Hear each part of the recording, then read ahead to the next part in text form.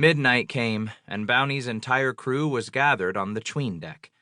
The water was 6 feet or more above where the engine room soulboards, now floating, once made a floor.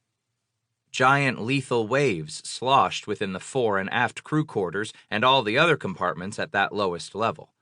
Everywhere below, soulboards slammed into bulkheads unrestrained. On the weather deck, conditions were worse. Bounty heeled steeply to starboard, her deck slick, her bow bucking up and plunging down. There was no need to be on deck. There were no sails to man, no forward progress to threaten a collision. Everything that could be salvaged from the compartments below the 'tween deck had already been brought up and was piled in heaps. Everyone on board Bounty at this point was exhausted. Sleeping had been difficult to impossible for more than 24 hours, and the situation wasn't going to improve. Walbridge gave instructions for everyone who had no duties to get some rest. Almost everyone aboard knew Bounty was doomed. The question was, how long could it stay afloat? The Coast Guard had informed Bounty that there were no ships closer than 8 hours away. The old ship was on its own, and the water kept rising.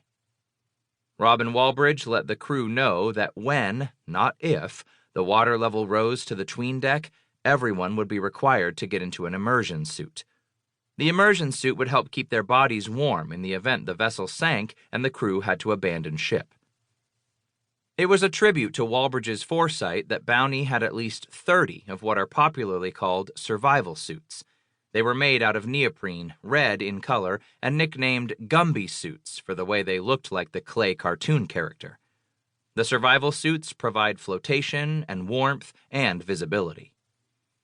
Some crew members had already picked out a suit and put it on immediately, while most waited for the captain's orders. While the water was still below the 'tween deck floor, First Mate Svensson told Bosun Groves to distribute seasick pills to the crew.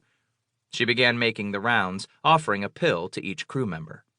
Walbridge, who was having trouble walking but was still mobile, declined. Barksdale, already seasick, took one and vomited. Groves organized a crew to locate additional safety gear. They brought all of the life jackets from a cabin and tied them together so that, if thrown into the water, the orange fabric of the jacket would make a large, visible target for possible rescuers. They filled plastic construction bags with bottles of water, canned food, and personal dry bags and tied them closed so they would float.